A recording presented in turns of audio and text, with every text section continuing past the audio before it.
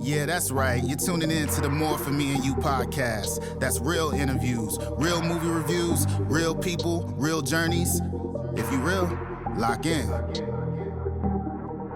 I've been working all night, early in the morning. If you hustle high, hustle, you can never waste a moment. That's more for me and you. That's more for me and you. That's more for me and you. That's more for me and you. Let's go.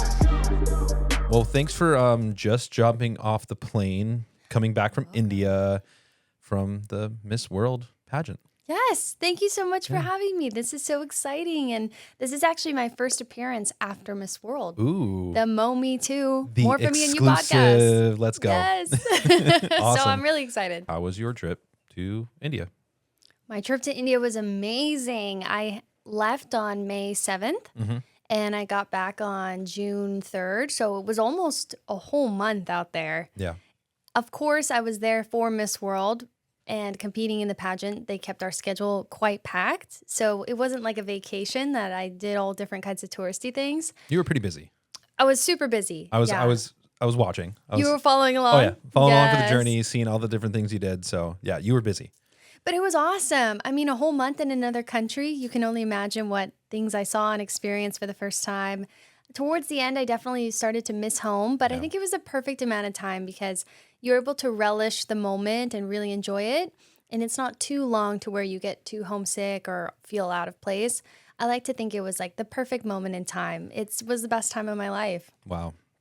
Well, we will talk about that a little bit more later. Yes. But I want to start first by going kind of back in time a little bit because Take it back. you weren't always Miss World America. Let's go back to growing up. Like, where are you from, and who were you as a kid? Like, what did you want to do? You know, like you obviously didn't want to be Miss World America, or maybe you did, but more than likely, it's a different story for that. Well, I am a California girl. I'm from NorCal, born and raised in San Jose. I lived there for most of my life, and I moved down here to LA about 2.5 years ago. So some people would consider me to be a newbie still. Growing up, I had many different ambitions. I never locked in on one thing, but I always knew that I was an entertainer and that I loved to perform. Starting at, I think, age 5 is when my parents started to notice, like, the stage is her element. This is her calling. I took dance classes. I started doing acting and modeling when I was a young person too. And when I was a teen, I really started getting into pageants competitively. And I competed for many years. I was a former Miss California Teen USA, so I have held a title before. But then just 2 years ago, I entered the Miss World America pageant, and I was the first runner-up. And then I came back again last year and was able to win. So this is like definitely the biggest title of my career. I would say all of the different things I've involved myself in helped me sort of prepare for that. Acting, modeling, there's a lot of transferable skills to pageants. So it's been an incredible journey that's lasted my whole life. And what a way to go out on such a high note. Absolutely. So you were Miss California twice. So I was Miss California Teen. Okay. And then later when I did Miss World America, I represented California at the pageant. So yes, I could say I'm a twice Miss California. Wow. What a flex. No flex zone. So did you always want to just do that, or like were there other dreams? Like what was the dream growing up outside of that, or was it just I want to do pageants? Like did you want to be an actor? Like did you want to get into like Broadway since you were doing like musical stuff? I don't know if I can pinpoint one career that I've always wanted, but I've dipped my toes in a lot of different industries and fields. I do love acting. I love modeling. I also like entertainment journalism, so kind of doing what it is that you're doing now, interviewing people and finding out what's happening in my community, keeping my finger on the pulse. I've seen you interview people at CineQuest, right? Yes, I have. I've interviewed people at CineQuest. I've worked for them for many years. And I also do love music. I sing and I play a couple different instruments. So all around creative person. Yeah. As for what I'm actually going to do with my life in terms of a concrete job, I don't know. Still trying to figure it out. I'm still figuring it out, as I think That's most people are. That's okay. So we're going to see what comes from it. But I'm enjoying my job as Miss World America right now and open to what the future has. Awesome. Well, the future is bright for you. I think you do a lot of different things. I loved watching your talent. Thank showpiece, you. And I'm There's not a story behind that too. Is there? Yeah. Let's hear it. So my initial talent for Miss World was something completely different. I was going to sing a song in Spanish and play the Venezuelan guitar, which is called the cuatro. Because you have Venezuelan roots. Yes, Yeah. my mom is from Venezuela and she immigrated to the States. So I'm actually a dual citizen of both countries. So cool. And Latina, so I have my shared heritage through my mom's side. So to pay homage to that, I was going to sing and play the Venezuelan guitar for my talent. As I thought about it more, I realized that transporting an instrument all the way to India was going to be so hard. And there's always a possibility that something could happen to it. It could get damaged in transit. So I sort of came up with a different idea. I knew I wanted to sing for sure. So I picked a song. And the song that I picked was Born to Entertain. And it's from the musical Ruthless. Yep. Watching the character and doing my research on it, I realized she is dancing. She's doing tap. She's performing for this talent agent that comes over to her house. So I have to do more than just sing it, right? I'm not doing the character justice if I just sing it. So I realized, okay, I'm going to have to dance too. So I'm going to sing, I'm going to dance. And then I still felt like there was something missing because this character is so ostentatious. She's larger than life. So you really got to put on a show if you're performing this. So about a month before the pageant, I looked up burlesque fans, like sort of the showgirl fans that they use in a lot of like burlesque and different Broadway shows. And they're the big ostrich feather fans that are really cumbersome, super expensive. Yep. But I really wanted to try it. I'm like, I'm going to learn feather fans. So in a couple of weeks, I learned it. So cool. And I performed with the fans too at my talent. And the audition process for the Miss World talent is brutal. You have to go through 3 rounds. So all 100 girls auditioned. I made it through the first cut, which is about half. Then they narrow it down again to a second round. And then from there, you get selected to perform at the talent show. So I got to perform at the final talent show for the top 25 girls. And it was amazing. I felt super well received. I feel like the audience loved it. Is it on like YouTube or something? Can people find it? I've been bugging them for the link. Yeah. I'm like, guys, send me the video because this was a good performance by me. So I think we need to get it out there. It was really, really fun. Of this. But it was definitely a risk. I mean, a traditional pageant talent is usually something more classical, like singing opera or dancing ballet or a piano piece. So knowing that I wanted to do comedy was definitely a risk. I wasn't sure how it was going to be received. And also the routine is a little bit sassier. It's a little bit sexier, right? She's kind of like shaking her butt and doing all these funny things for the audience. So I really didn't know if they were going to like it or not, especially because the woman who runs Miss World is like in her 80s. So she's kind of like a grandma. So I was like, oh my gosh, I'm going to like give her a heart attack. But she laughed and gasped and reacted exactly how I wanted to. It was perfect. It goes to show, just trust your gut and be yourself because that will always be well received. I can see all generations really loving that bit. It was funny. I remember when I got on stage too. Okay, here's a tidbit for you that's crazy. Do not try this at home. At the end of my talent routine during the first round, I felt this adrenaline and this energy that I needed a big finale to the routine. And so at the end, just spur of the moment, I decided to jump and drop into the splits. Yep. I do not know how to do the splits. Oh, really? No, at all. I just completely went for it right there in the You could moment. have like tore your hamstring. Yes, I could have literally gone to the hospital. I just dropped into the splits because I felt like I needed a big finale. And each time I practiced before, I could never do it. But in that moment, I just did it. Yeah. And so when I did the second round, again, I just went for it. Somehow miraculously was able to do it. And then in that final talent show, I said, okay, prayers up. I'm going to send it right now. And I dropped into the splits. And since then, I have not been able to do the splits. I just was able to magically do it 3 times. And Crazy. since then, it was lost. I mean, into our space. bodies will do some pretty incredible things, like if we try to do them. But yes. when you do get older, like me, you will hurt yourself. So definitely be cautious when you're doing that. Definitely stretch, 100%. So let's talk about more about the Miss World America, because I think that you winning is just awesome, like to get to represent our country. So before going to India, you obviously were in America for that pageant.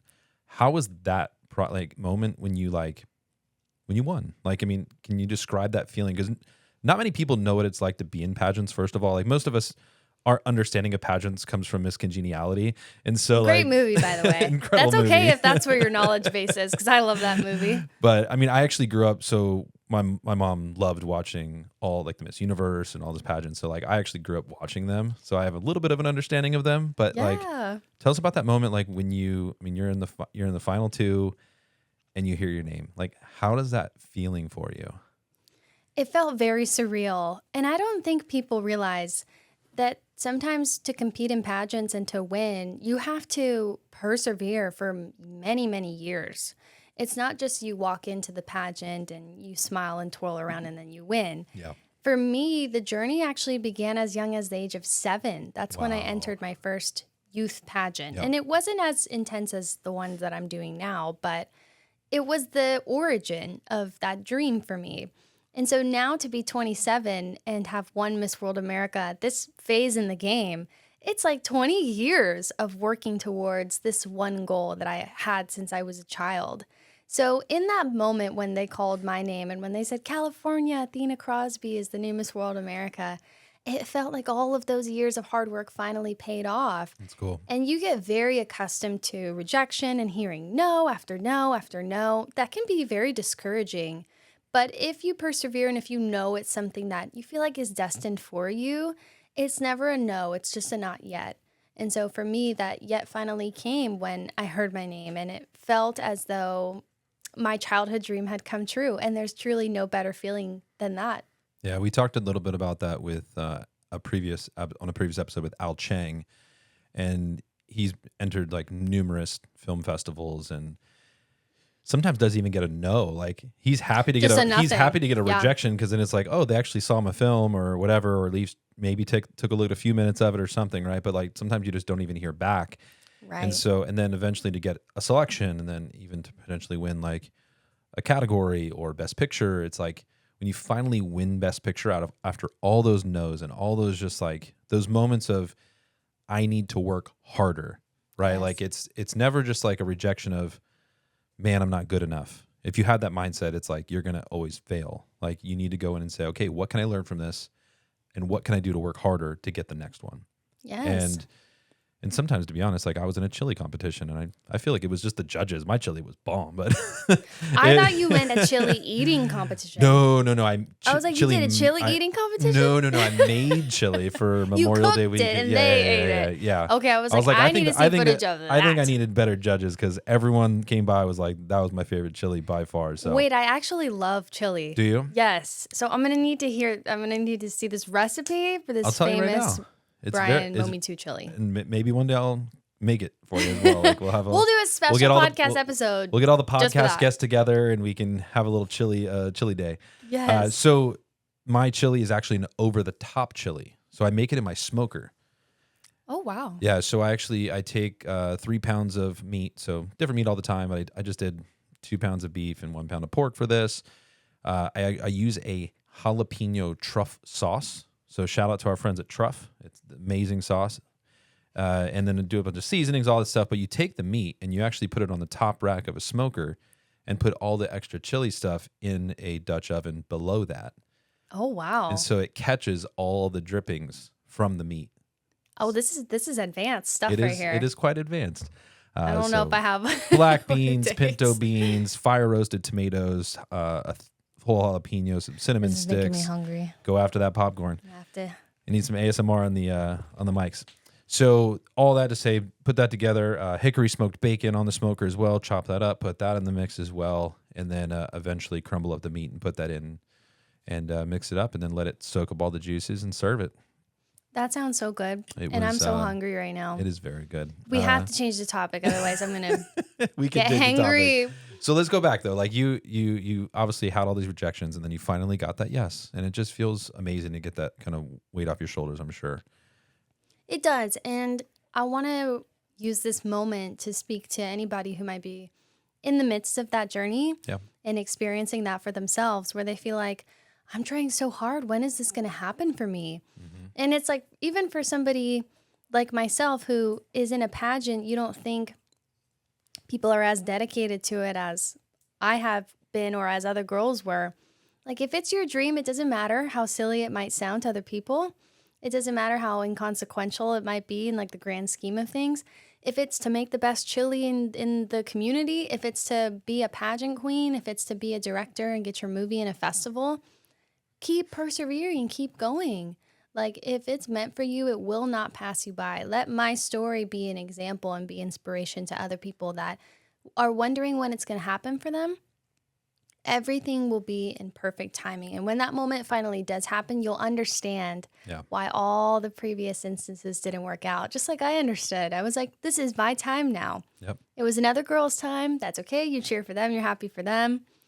And now it can be mine. And so that wait makes it all the more worth it, in my opinion. Absolutely. And Craig, I just want to give you a pat on your back as well, because we've made it to episode 19. Yeah, hand clap for sure. So most podcasts don't even make it past episode 10. Even then, sometimes don't even make it past episode 3.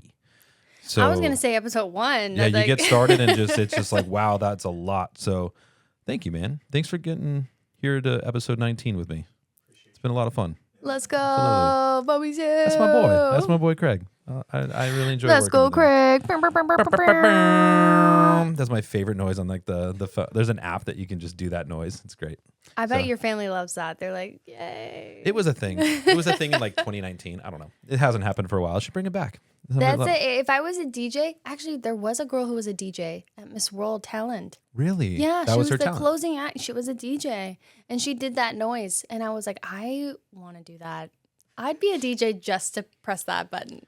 You should have had it happen as soon as you went into the splits and just goes. Burr, burr, burr, burr. Actually, you know what? They took so much footage of that and added it to the B-roll for like the whole pageant. Yeah. And of course, like the one clip that they're going to put of me was that. And I was like, you guys, I'm trying to be Miss World right now. Like I had an elegant dress. I had an elegant dress. I just like did this whole interview with the press.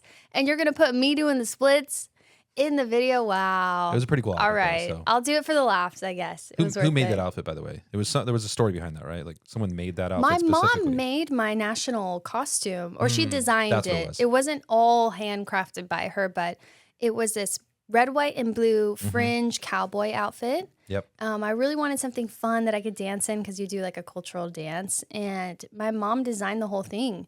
And we worked on it at my house. And she added the rhinestones and the buttons and everything to it. So again, DIY. You don't always have big budgets, lots of sponsors, and lots of help. Sometimes you got to get elbow grease in and do it yourself. And that's what we did. We feel that. I mean, I popped this popcorn myself, so I get it. And it's really good, and I'm trying not to eat it. You can eat it's the whole gonna thing. kill I got more. We got audio. We even have a whole nother bag there, so Yay. we can go after it. Outside of pageants, one of the things I really enjoy about what you do is you do give a lot of yourself back to the community. One of the things, and I'm probably going to misspeak here, but there's an organization you help out with special needs. Yes. And so saying special needs may not be the right terminology, but that would definitely count. Sometimes terms change, so I just wanted to make sure. And so tell us a little bit about that. I mean, you've I think taken people on dates before or been like a been like a prom date or Yes. So I'm very heavily involved with disability rights advocacy and getting involved with charities that help people with special needs. Mm-hmm. This advocacy stems from the love that I have for my own brother, Adrian, who is autistic. So growing up with a sibling on the autism spectrum, I got to see that a lot of society still mistreats people with intellectual or developmental disabilities. It's still not completely understood, even though we have more discussions, more dialogue surrounding it now. Of course, way more than when we were growing up, right? Yeah. More people know about it. And well, it's also not a one size fits all either, like understanding, because you say the spectrum, I mean, that literally is right. a spectrum it could mean of autism. A lot of like, things. And I hate when people say like, well, how autistic are they? That's like, that's not the right thing to ask. It's like, no, it's the fact of like, some people have more complications and things that they have to get over, or they might just need a little bit more help with. Right. So you're totally right. The understanding that we have about disabilities has expanded. Yeah. And so with that, organizations that I've been able to get involved with have really given back to the community and been able to help people a lot. So one that I am most familiar with is the organization Best Buddies, which I've been a volunteer with for over 10 years now. And they provide friendship opportunities, housing, job connections for people with intellectual or developmental disabilities. They also hold special events throughout the year, so different fundraisers, charity galas, A lot of them are walks, like friendship walks, where you get together and raise funds. And as well as the Best Buddies prom, which is probably what you're talking about, Yep. where people who are neurotypical and people with disabilities can come together and have a prom and celebrate and dance. So I got the chance to be a special guest and dance with a lot of the buddies and, That's make awesome. them feel happy and special that they're Yep. at prom. And that was very surreal because social integration and connection is so important for everybody. Doesn't matter if you have a disability or not. We all need that friendship and love and that connection. So that's where organizations like that come in, is they help foster that. And Yeah. I'm always happy to be a part of that. For sure. Yeah, I love seeing like Tim Tebow took Yes. a girl to prom. The stuff that they do with a lot of kids with Down syndrome for like even the PGA Tour. There's a girl that's incredible. She like red hair. I can't remember her name, but she is phenomenal. And she went up to the 16th green at Scottsdale, like the Waste Management Open, and like hit a shot like, and it's the stadium hole. So I'm not sure if you're familiar with it, but it's just this hole that literally they have like a full stadium around a par 3 hole. And she went up right there and hit her shot and I love made that. par. And it was just, I just love seeing that because like we need to be inclusive of everyone, like regardless of your limitations. We do. And I feel like in the entertainment industry, people feel like they have to put on this persona that they're perfect all the time Yeah. and that they're always winning. And I booked this role, I got this campaign, and that's all that they want to share with the world. But let me testify from personal experience that when I started posting more and spreading the word about the philanthropy that I'm doing, the reactions and the, I suppose, perception of people towards me changed drastically. Yeah. Right? Now that's what people are interested to talk to me about. Hey, I see you're really involved with philanthropy. Like, can you tell me that? I almost feel like the world is wanting and like craving for meaning, for purpose, for something that's deeper, for something like with more depth. So I want to encourage people, don't be afraid to get involved and to volunteer, because I feel like there's such a need for that. And that resonates with people so much more deeply than just the superficiality of acting and modeling and all of that, which can be that way sometimes, right? For sure. Get involved with the community, give back, because that will speak volumes about your character and will connect you to people way deeper than your shared interests will. Definitely. For those listening, and then also for obviously those that are watching this on YouTube, can you look into this camera and just let us know where we can find more about Best Buddies and if people want to get involved with that organization? Yes, absolutely. Their website, bestbuddies.org, is a great resource. You can also find them at Best Buddies on social media.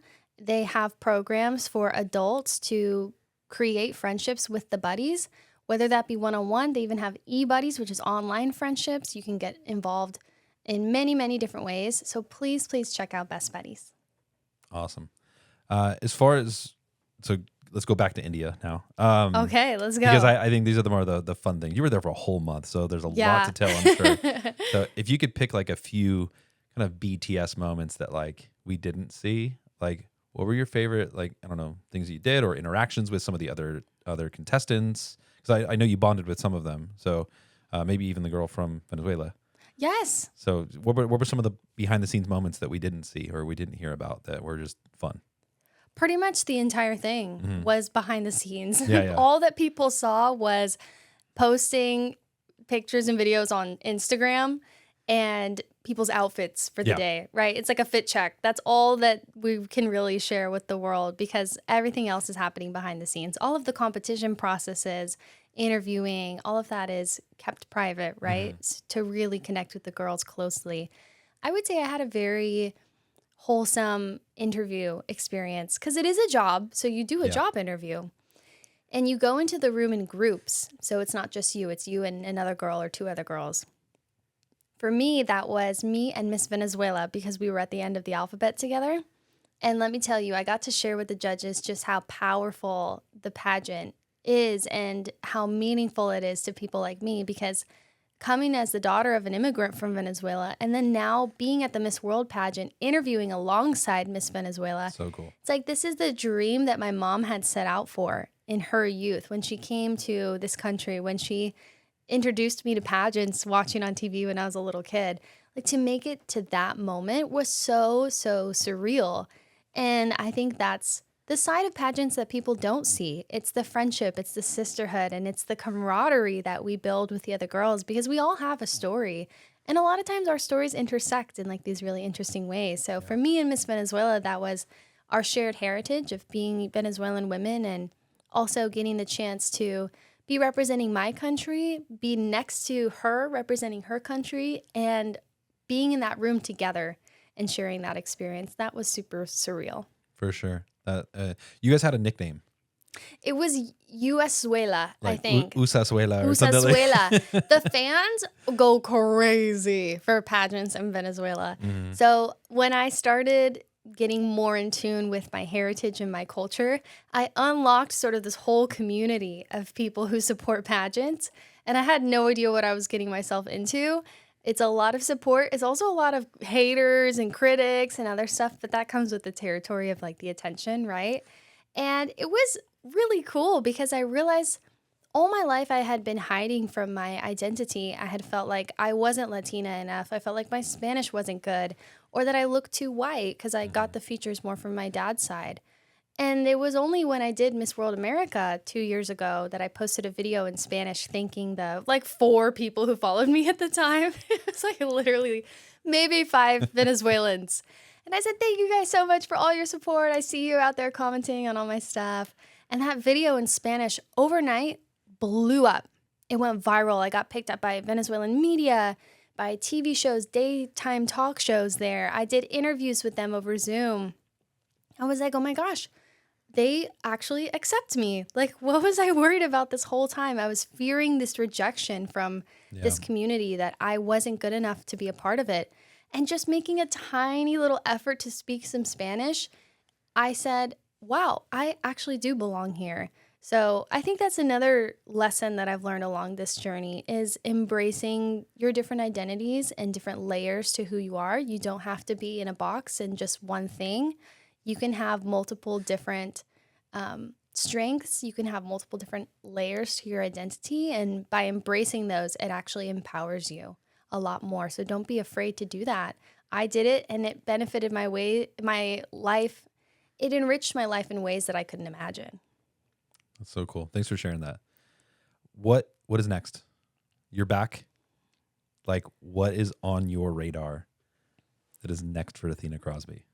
Well, I actually have a little thing here that I brought from home. Ooh. Because this is what I have to do next is I am still the reigning Miss World America. Yes. For another, I'd say 6 months probably. Okay. So really this is my job and I'm going to continue my reign until they crown the next Miss World America. So that means continuing to be involved with the community, my philanthropic efforts. Yep. Also doing cool appearances like this, getting to talk about the pageant and getting involved with local organizations so that I can give back to the people that afforded me this opportunity in the first place. My next event after this is I'm going to New York City for a charity gala benefiting cancer research. Love that. After that, I'm going back home to San Jose and I'm actually singing the national anthem at Major League Soccer game. So cool. Like for the earthquakes? Or? Yes, for the earthquakes. So I'll be their anthem singer on the 28th. And just really anywhere that I can find to insert myself in, I'm always doing that. So that's really my timeline for the next 6 months is just finishing out this reign with as much purpose and passion as I can. I love that. That's going to be very busy for you. Yes. And you're going to be traveling a lot. Yes. But these opportunities, I mean, it's once in a lifetime.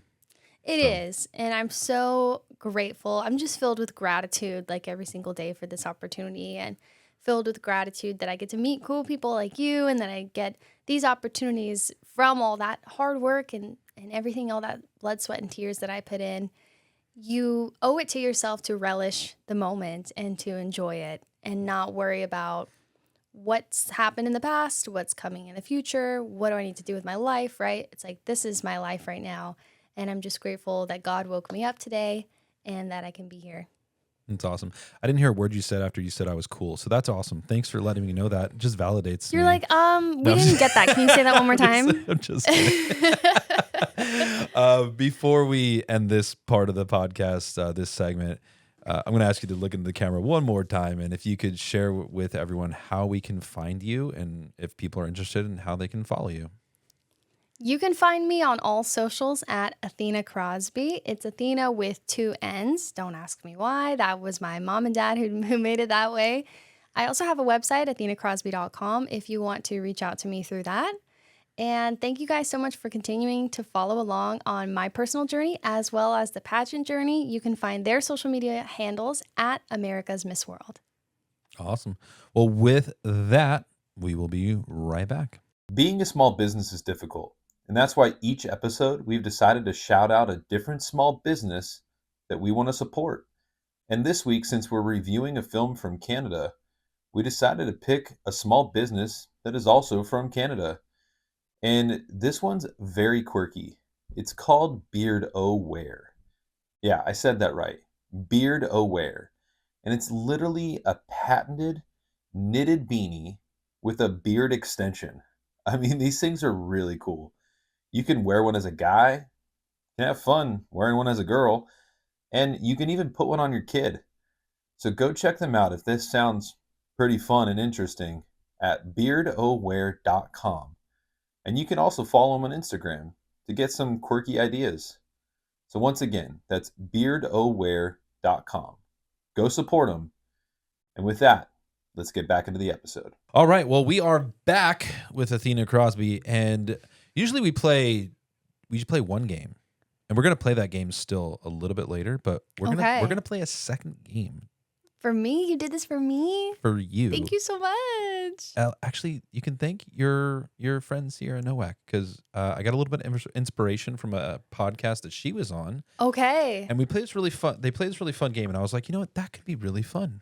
Okay, in our podcast. I'm excited. So let's try it out. Let's do it. So I'm going to give you this sheet, and we are going to build an acting squad.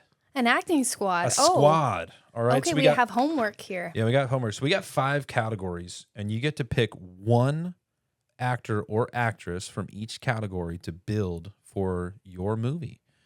And you don't have to tell. You can even, I mean, if you want to figure out a movie in your head of like how this would go. Oh my God, how could you put that?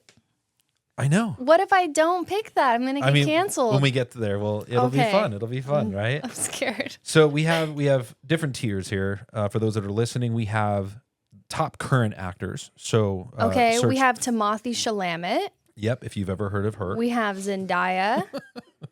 We have a lot of good ones on here. Florence Pugh. Yes. Cillian Murphy and Margot Robbie are in tier 1. Okay. And that's going to be the top current actors. So do you want to go through, we can go through all the names, or do you want to just go one by one? Okay, so how much money do we have? We have $15. You have $15, but how it is, it's broken in. So like you will spend $15 in a sense by picking one from each tier. Okay, so. Wait, I'm not good at math. It adds up to 15. Scared. It makes it easy. I did the math for us, so we didn't have to figure that out or bust out a calculator or an abacus or anything like that. So it's one person from each category. One person from each category. Okay. And I'll let you choose first. For the top current actors who are $5 a piece, I'm going to go with Cillian Murphy because those eyes. Yeah. I just love it when actors have like piercing eyes. Yeah. I'm like, I don't even care what they're saying. I just want to. Yeah. I mean, everyone loved him in Oppenheimer, but I'm a big fan of him from Peaky Blinders. I cannot watch those type of shows because they're so violent and so gory. But I will say that's that fan base right there. 100%. That worldwide fan base for that TV show is crazy. People are obsessed with him. Absolutely. I'm going to go with the top pick, and I'm going to say it like Adam Sandler would say it. Timothée Chalamet. Yes. Timothée Chalamet. He is just so hot right now. He's the it guy right now. He's the it guy. He's Willy Wonka right now. And that's hot. He was Willy Wonka. He's also what's the Dune? Bob Dylan. Duh. Oh, I was like completely different ideas here. He was in Dune. I mean, he's been in a lot of things, but he's so versatile. So I feel like no matter the storyline, which I haven't even created yet for this movie, I know he can do it, and he could grow whatever facial hair is needed for it. We believe in you, Timothée. We believe in you. Let's go, Timmy. All right, tier 2, top classic actors. So I've picked 5 classic actors. They're timeless, and their careers helped shape cinema. So go ahead and read them off. Okay, we have Meryl Streep, Denzel Washington, Tom Hanks, Kate Blanchett, and Leonardo DiCaprio, who would not like me anymore because I'm 27. So I'm definitely not picking him. No, Hot just take. kidding.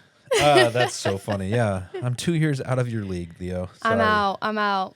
That is so funny. All right. So from this second tier, who would you choose to have partner with Cillian Murphy? I feel like, okay, I'm going to make this a boys club. I think I'm going to go with Tom Hanks Okay. because I love the Polar Express.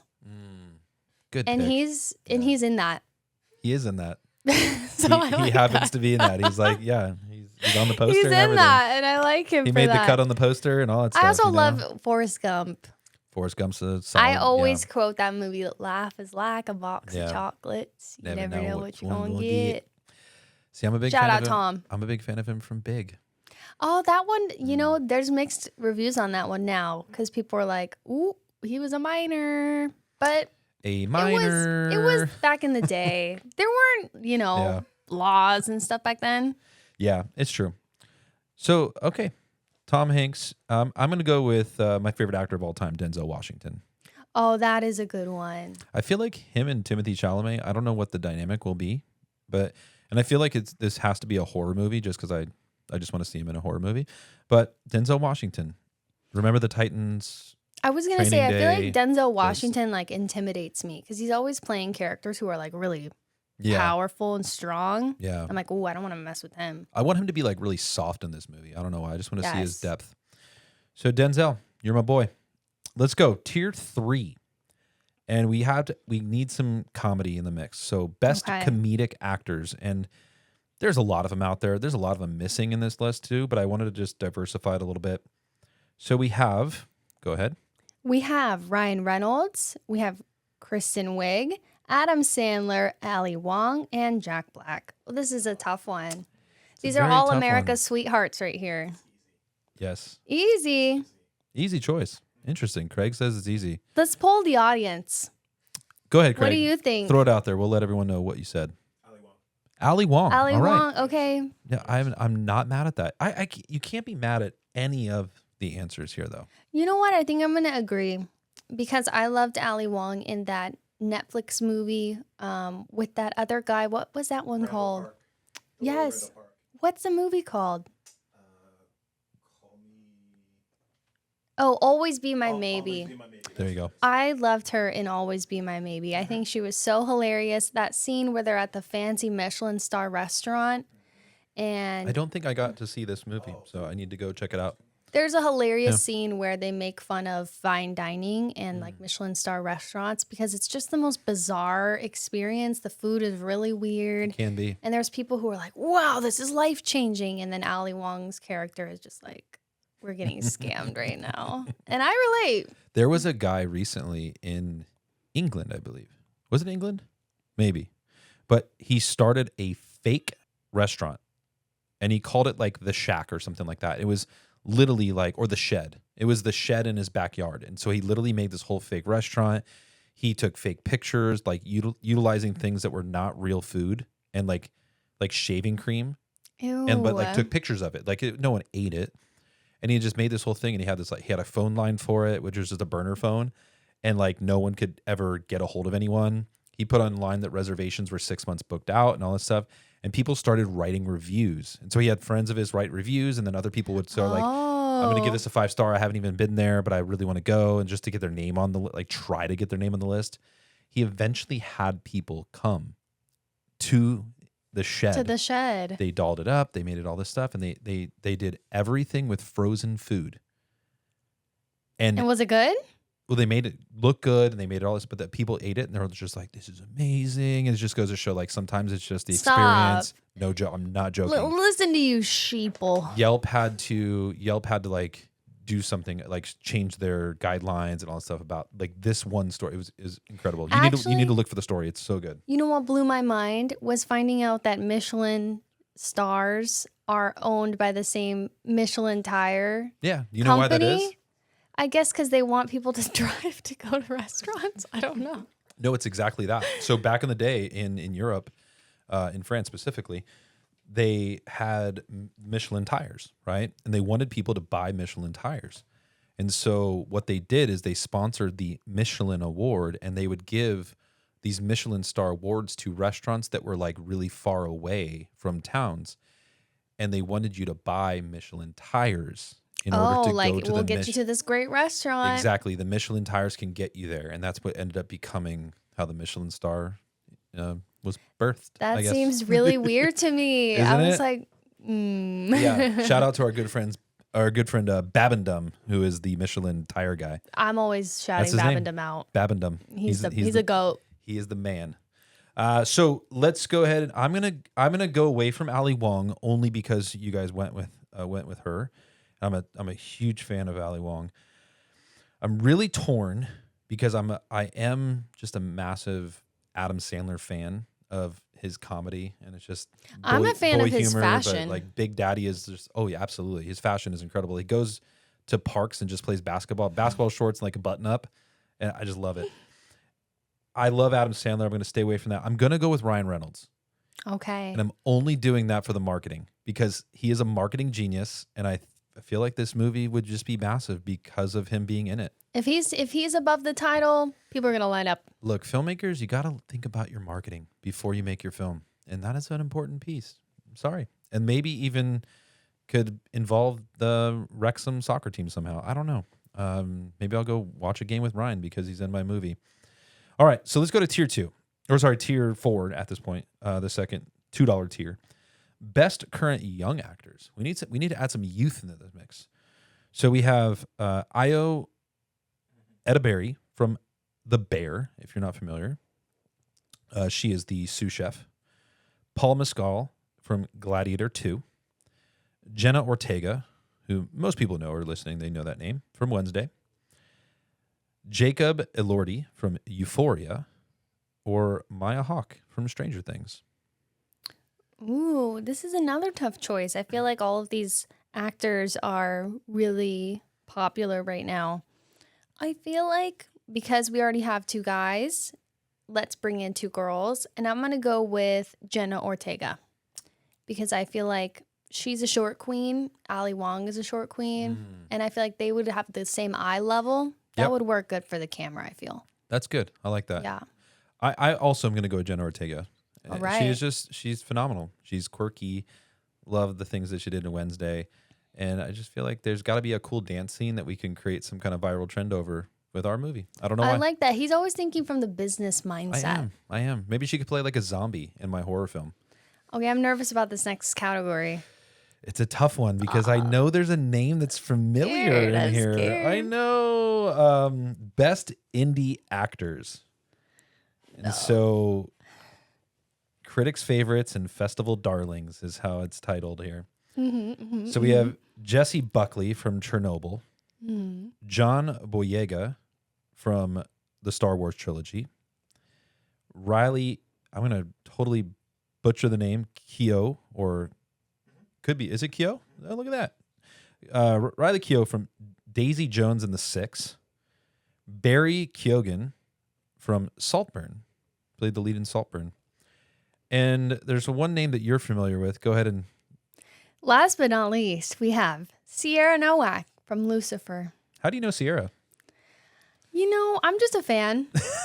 Just a big fan. I'm just a fangirl, to be honest. I just, she did pageants. Yeah. And she's the inspiration for this game. She's the inspiration. So I had to throw her name on there, and she is one of my favorite indie actors. So throw her on there. So who would you choose from this list? I love all these people. Major props to them. Big ups to them. I happen to actually live with Sierra Nowak. She's my roommate. She's a roomie. So out of fear of eviction, I'm going to go with Sierra Nowak because I'm not trying to be homeless. Yeah, and you don't want to wake up in the middle of the night with her, like, with a knife over She's you. going to be, standing over me. No, Sierra is a very talented actress. She is. And I've actually gotten to see her not only in film, but on stage as well. She did a play last year that I was able to watch and see her in that different light and that different element. And it was really cool. I mean, she's got so much talent. I promise you, Sierra Nowak is going to be a household name. And I'm excited to say that I was there from the beginning. I was her roommate. I was supporting her, helping her take care of her pet. Good old cute little Esme, her little dog. Little Esme. Yeah, little Esme. I will take care of little Esme when she's walking the red carpet at the Love Oscars. And she'll make it there. I know she will. Yes, she's awesome. Now, Sierra- who do you pick? Ooh, okay. Sierra's very talented. She does our Me Too movie, The Weeks.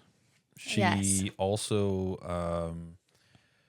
was here in episode 7, I believe, in the pod. I mean, she sat where you sat. We've done some commercials with her. But I just want her to give me shit for the rest of our time together. So I'm not picking Sierra. Ooh. Boo. I'm actually specifically going to pick John Boyega. Okay. I love his look, but I want him to play Denzel's son.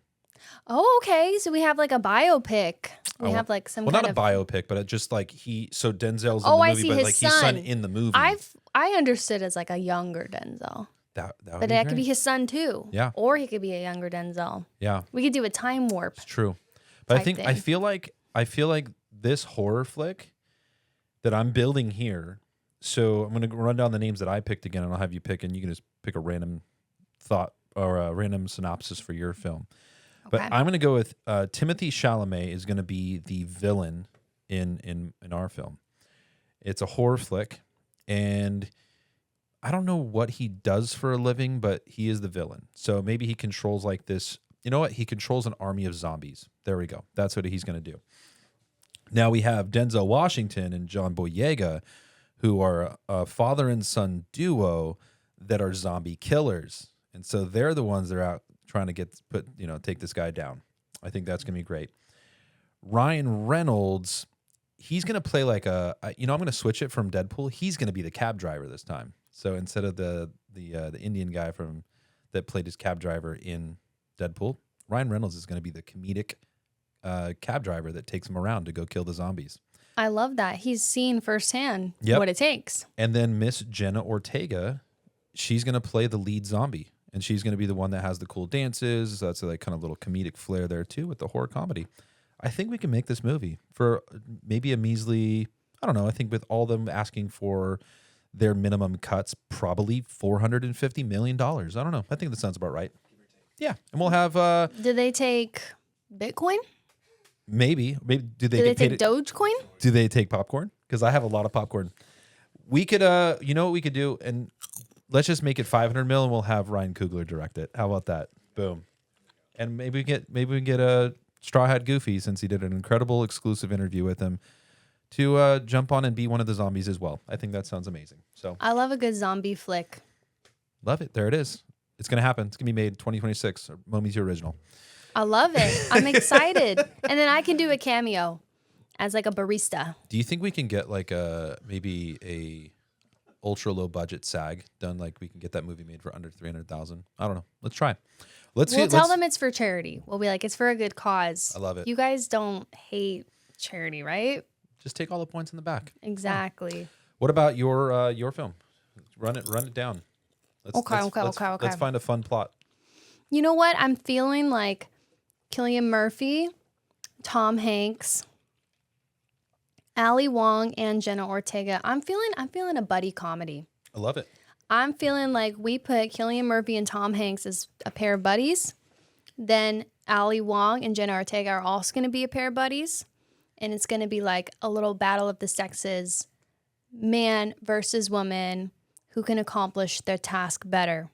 I love it. That's great. Whatever it is. And then we're going to have Sierra Nowak. She's going to be the narrator.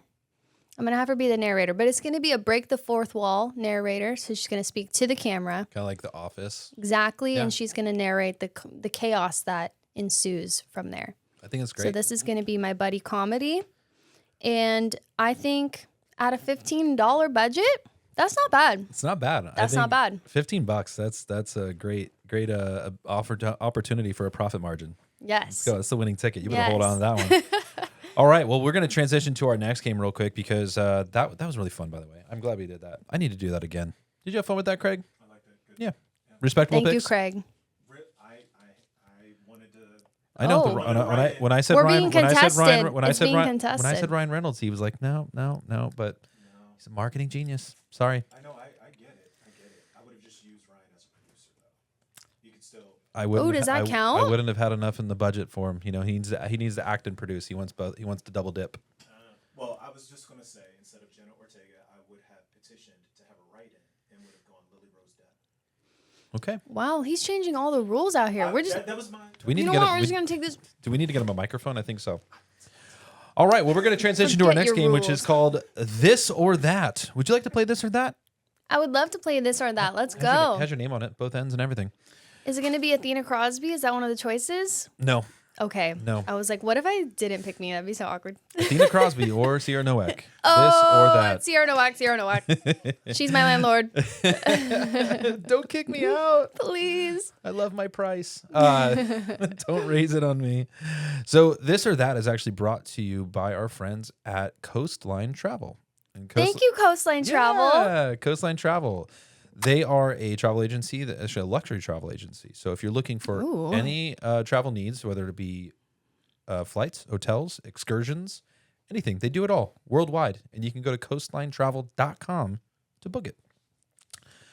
Mention Momi too. We don't get anything from it. Just say hi. Shout out Momi too. Say, hey, it came from Momi too. So I have 20 questions here. We're going to run right through them. Okay. First one we asked every single guest. The rest of them get a little deeper as we go. Tacos or pizza? Tacos. Tacos al pastor with the grilled pineapple. Ooh, we got a little specific. I didn't even have to ask for a Yeah, follow-up yeah. question. I love that. Runways or interviews? How could you make me choose? I'm a pageant No, queen. I didn't say it was going to be easy. I honestly am going to say interviews because I love talking and meeting new people. You're doing great here. Thank you. Daytime or nighttime? Nighttime. I'm a night owl, and that's because of my parents. They stay up until the crack of dawn. I don't know why. It's hereditary. I think it's just a Venezuelan thing. Yeah, It's exactly. definitely a Brazilian thing. I know for sure. 'Cause It's I had those some- Latinos. I had They some love staying up Brazilians that I late. grew up next to, and they just partied all night long. Yes. Confidence or kindness? Kindness. As I get older, I think kindness is quiet confidence. I love that. That Yes. is a great answer. Yes. Great interview answer. Look at that. Yes. Vision board or journal it out? I'm going to say vision board because I feel like lately I've been a Canva queen. I like doing the graphic designs on Canva. Yeah, it's fun. So that's kind of a vision board, virtual. Love it. Take a risk or play it safe? Take a risk always. At the distraught of my poor parents, I remember trying to convince them that I was going to move to LA, and my mom was like, "You're going to die. They're going to take you, those satanic worshipers." Yeah. I've made it out so far. You're doing okay. I haven't succumbed to satanic worship yet. We'll see. Rom-coms or true crime? True crime, but not if it's that gory. Yeah, you don't want I the like- aggressive, like killing stuff. Like, I prefer implied. Yeah. If it's implied, that's all the suspense I need. good. This is a tough one. Audrey Hepburn or Marilyn Monroe? I feel like if you're looking to study someone, Audrey Hepburn, because I love her methodology. If you're looking to be entertained, I'm going to go with Marilyn because I love when women are super confident, and I feel like Yeah. she was. Yep, I like that. It's a great answer. Swimsuit or talent? Talent. Yep. I love to entertain and to perform. Swimsuit is fun, don't get me wrong, but talent, you have more leeway to do what you want. Hair up or hair down? Depends on where I am. If it was in India, it was hair up because it was hot and humid. But right now in the studio, we're going to let the hair flow. I see a trend here. You're going with both answers every time. It's hard. I don't want to choose. Fancy brunch or late night in and out? Late night in and out, no question. Yeah, I'm all about Give it. me that double. Give me that flying What is Dutchman. your order? It actually varies, but it's usually a cheeseburger spread only and a cheese fry with a vanilla shake.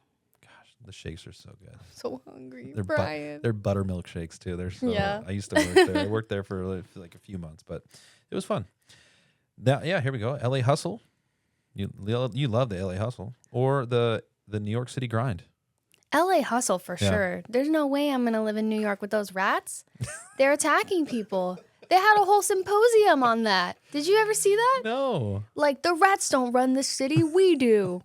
I'm sorry, I'm not fighting no rats. I No, don't blame I don't thanks. blame you. I don't blame you. I couldn't deal with a rat. I couldn't. No. Not a chance.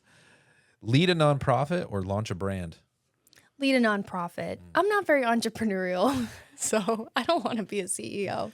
So you can have the nonprofit, and then Sierra can has have the Sierra has the nonprofit. candle brand, and you guys Yes. can work with each She's other. perfect for that. Yes. She's a business lady. I bought one of their candles. They're so nice. They I smell have many. amazing. Our home smells super good. Yeah, I bet it does. Host a talk show or star in a movie. Host a talk show. Yeah. I always tell Sierra, you're going to be on the Oscars red carpet, and I'm going to be doing your first interview. That would be such a fun full Yeah, circle moment. that would be so serendipitous. I hope it happens. I hope so too. I think it will. Yay. Manifestation or motivation? Motivation. I feel like manifesting only works if there's action behind it. You got to be motivated to get it done. Let's get it. Love from family or love from fans? I love my family, but I do beef with them a lot. It's a household with many crazy Latinas in it. So as you can imagine, A lot of fire. a little bit Yeah, of yeah. headbutting. I'm going to go with love from family. Love from family? Yes. All right. I would go with love from family as well. Family's everything. Let's see here. Represent America or represent yourself? That's so hard. I know. It's hard to separate the two. Especially when I'd you're say reigning. Represent America. Because a lot of times you have to search for the meaning that's greater than yourself. Because if it's just about you, it's not enough to sustain you. I feel like when you're doing it for the greater good of more than just you, that's when you really find true purpose behind something. Absolutely. Great. Just quality answers. It's like you've done What it. is this, Miss America? It's like you've done a few interviews or something. All right. Center stage in front of thousands or one raw conversation that changes someone's life? I would say one raw conversation. I love to perform, don't get me wrong, but I feel like all you need is to inspire one person, change one person's life, be a friend to one. And that's often way more meaningful. Yeah. What was better? This is when we get a little tougher. Winning Miss World America or taking top 20 in India? Oh, At the that's Miss a World super pageant. tough question. Winning Miss World America was one of the best moments of my life, but being up there in the top 20 with my sisters from all over the world was so surreal. I would say that takes the cake for me, only because we were not just representing ourselves, but our country, the dreams of so many people who we represent and who believed in us the entire way. Wearing the USA across my chest and holding the red, white, and blue was such a surreal moment. I think it's something that I'll never forget. Yeah. Yeah. Last question here. Would you like to be a Best Picture judge in the Momi2 College Film Festival? Wait, I thought I already was. Wait, did I get scammed? I already asked you, but I it's would still love fun. to be a judge. It's Awesome. actually fun to be on that side of things for once. will Instead be of fun. being competing, I'd like to judge. Awesome. Well, it turns out we have a fun little VIP Oh, access thank badge for you. you. Show the little camera there. This is for you. Yay, the And Momi yeah, too. get the VIP access to our festival. And check this out, you guys. It matches my outfit. It does. Look at that. I love it. Thank you so much. Absolutely. I'm so excited. And thank you for playing this or that with us. Thank you. So no matter where you're going to all your travels that you're going to be taking all around the country in your tour as a reigning Miss World America, go to Coastline Travel and you can book your next flight, hotel, or excursion wherever you're going. CoastlineTravel.com. Coastline Travel. I'll be calling you. And with that, guys, we will be right back. Promoting your podcast is hard. And that's why each episode we've decided to promote a podcast that we want to support. And this week we've decided to promote a podcast that is all about rating films that are not rated well on Rotten Tomatoes. It's called Cinephobe. And it's with these three dudes, Zach, Amin, and Anthony. And they get together and pick random films that are just rated poorly on Rotten Tomatoes and see if the ratings are justified. And I'll be honest, Momi2 has a lot of these hidden gem type films where the ratings may not be great, but man, they have a lot of life in them and just need to be found. So if you're into movies like this, go check out Cinephobe. That's Cinephobe. Cinephobe. And with that, let's get back to our episode. We are back for the movie review portion of the podcast. I gave you a task. Yes. Go you to did. Mummy 2. Look through our 10,000 plus titles to find a movie, a single movie that we could both watch ahead of time. We'll watch it and then come on here and do a spoiler-free review. Okay, let's do it. You picked the film from 2017 called Flora. Why'd you pick Flora? I don't know. It piqued my interest. I liked that it was a Canadian movie. I feel like I haven't seen too much Canadian cinema, so I wanted to branch out a little bit. It was a great pick. It was something that I was very intrigued to watch. I remember seeing the banner on Mummy 2, and I just hadn't had a chance to watch it. So I'm glad that I got to watch it fresh Yes. for this with you. What was your first impression of after you watching the film? First impression was there were definitely more layers than I had anticipated. I wasn't sure what I was getting into per se, because at first I thought maybe it's a period piece. Maybe it's like a 1920s, just coming of age or something. I wasn't quite sure. The movie poster definitely gives you a little hint that there's something more sinister going on. But I was pleasantly surprised. It was definitely a slow build. I had to wait until the end to kind of realize how bad things were for these characters if they didn't escape their reality that they were in. Yep. But overall, I really liked it. And I did a little bit of research afterwards and found out that it was a pretty small budget for the film. I think the director only had $100,000 to achieve that. And it's quite the impressive feat considering that budget. I was really impressed. Absolutely.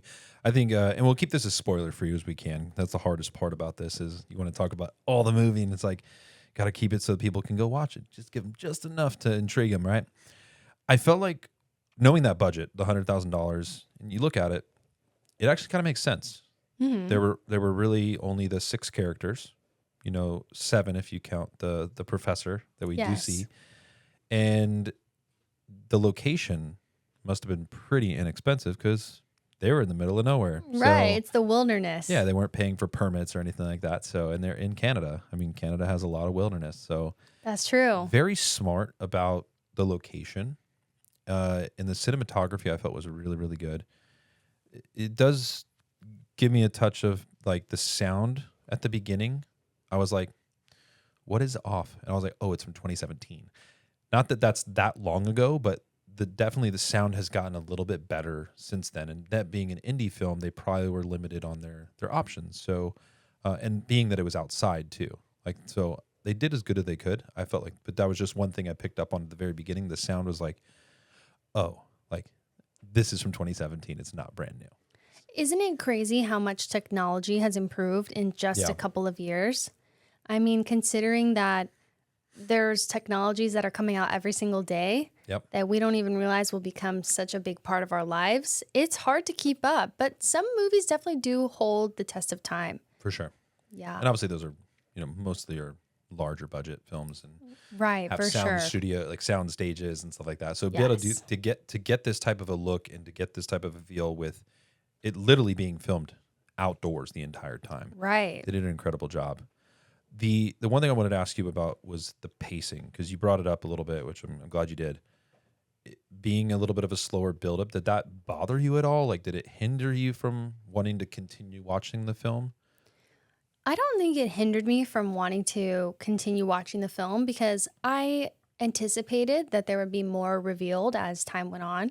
What did surprise me was the pacing felt a lot longer than being just a 90-minute movie. And so when you watch a 90-minute movie, it's so short that you feel like it flies by like that. And then watching this film, it was much more slow paced to where I was like, wow, I could see that perhaps they were trying to fill the time and make the movie longer. Mm-hmm. That's another caveat to indie filmmaking, right? Is that you're learning storytelling, you're learning the pace.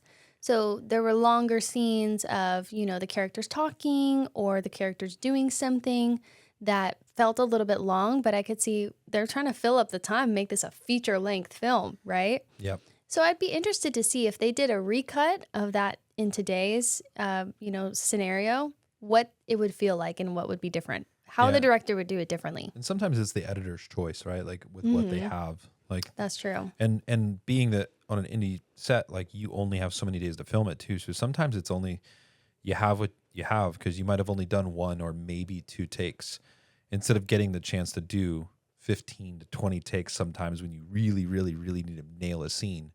So that can be sometimes a limitation on the budget, because a lot of the budget that goes towards like making these is actually like crafty, like feeding everyone the whole entire literally. time, right? So to make sure you squeeze everything in, you got to be really, really diligent on your time and have a really good assistant director to keep you on pace. So sometimes you just have to be like, okay, that take was good enough. Let's move on, you know? And Right. so then you you try to fix it in editing, but in the post, and it's just, sometimes it works, sometimes it doesn't. I think it worked well for me. And I think only because there was a mystery that was created by the ominous tones and the music that they chose to do with the score. They chose it in a way that kind of kept me on my toes a little bit.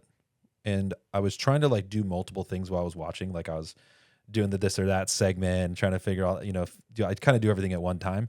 I was so drawn to the screen because of the sound. Right. You're like, oh, what's happening? Yeah. It's getting dramatic. And I was like, okay, what's happening next? I got to watch. And so it was just, I feel like they did a really good job with that. They did decide to use a non-traditional villain, though. And so we won't say what it is, but it kind of is implied in the banner. So it's like in the poster, right? What were your thoughts on using that? Because that's something I hadn't seen before.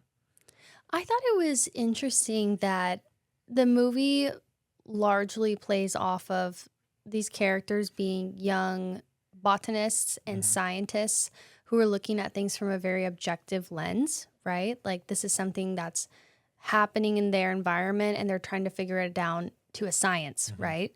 So it makes it less supernatural. Whereas when you get towards the end of the movie, it feels a little bit more supernatural. Like there's something bigger at play that they can't boil down to just fact. And so that was what really piqued my interest. And I almost wish that they had brought that in sooner, to where I was like, oh, there's something that they can explain here that is happening in this forest, in this environment. And so towards the end, you'll see kind of like these little glimpses of that. And I wish that they had done that sooner, because it made it scarier, right? Because I was like, wait, this is actually creeping me out now, right? I was like, it's not just, the trees and the plants and stuff around them, aren't good. It's like there's something crazy happening in this forest. Like and imagine going camping there. And I wish that they had brought that in sooner, because I think the audience would have really been spooked by that. And that's where that element of suspense came in for me, where I was like, what's happening? And so that's what I was kind of wanting a little bit more of. But I like the choice of, instead of, oh, there's these kids in the wood who are running away from, some kind of serial killer or some kind of scary animal or alien, like it was more, I think, insidious than that. And so I really liked that. Yeah. Bringing up aliens, even though there is no spoiler, there's no alien in this one. Well, maybe we don't know for sure what it could be. No, there's no like big alien with like scales or anything. It's not like a creature, but there's definitely something at play that we don't know exactly what it is. But it's different than other films where, you see them running from like some big scary monster. Yep. So I liked that. It was left a little bit up to the viewer to interpret. For sure. The mix of sci-fi, though, is what I was getting to with aliens. The mix of sci-fi with more of like a historical drama, because it is a period piece. You can tell when they just bring out the they bring out the old turntable. I can't remember what they called them in the past. Oh, like what are those called? The big tuba looking thing. It's a turntable, but the record player, the old record. Was it? That's what I'm looking for. Gramophone. So he brings up the gramophone at the very beginning. You're like, oh, damn, that's not a and they have like the antique car. That's not a JBL speaker. So yeah. So they bring that out, but again, mixing sci-fi with historical drama, it's very difficult to do. But do you feel like they pulled it off? Did it work for you? I thought it was cool. I liked that they chose that time period, because it's giving you context that these characters can't just pick up the phone. They can't just send out a tweet or text their friends, say, hey, come get us, there's something wrong. I understand why they chose the period that they did, because it meant they were very limited with technology. Even transportation was a struggle, right? They have the vintage car that appears in the beginning, but that can only go so far. They have trains that they're trying to connect with to see if they can like seek help for their situation and meet up with a train that only comes every couple of days or weeks or months or however long it is. Yeah.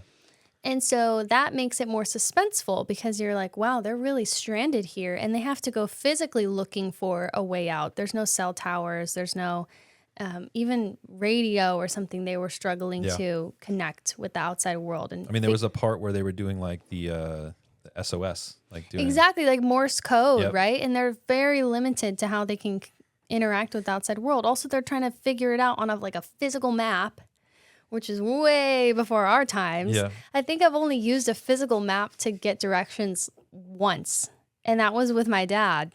He had a map in his car. I was trying to get to a friend's house. My phone died, and I was like, how are we going to get there? So my dad pulls out a map, and I was like, this is not of my generation. I was a MapQuest kid, so MapQuest. printing out all the I papers. remember MapQuest. Yeah. But a physical map, that takes you right into that time period of like, this group of young people is in a different era. For sure. Last but not least, the performances. Was there a single performance, like a person or a character that you really gelled with, or like who kind of stood out to you as far as the characters? It's okay if you don't remember their names because it's kind of hard. I liked all of the characters' performances. I liked all of the actors' performances as each character. I think they created a nice plethora of different personalities, right? So you have sort of the more ambitious and driven characters who are really trying to get out of there. You have the characters who are trying to understand the situation and more pragmatic about it. And then you have people who are just like freaking out. They've lost all hope. They're starting to panic.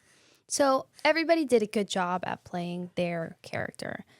Not to give any spoilers, but there is like a main character who is in the whole movie. And I think I connected well with that character because being a young woman, obviously she's facing certain barriers of, let's say, leadership, right? Is this something that she can do? Is this a position that she feels like will be respected and understood as a young woman? And of course, I always relate to that. And I feel like young women watching can relate to that struggle. Also, the other female character who was a nurse reveals that her parents didn't want her to become a doctor and they didn't believe that she was capable of that.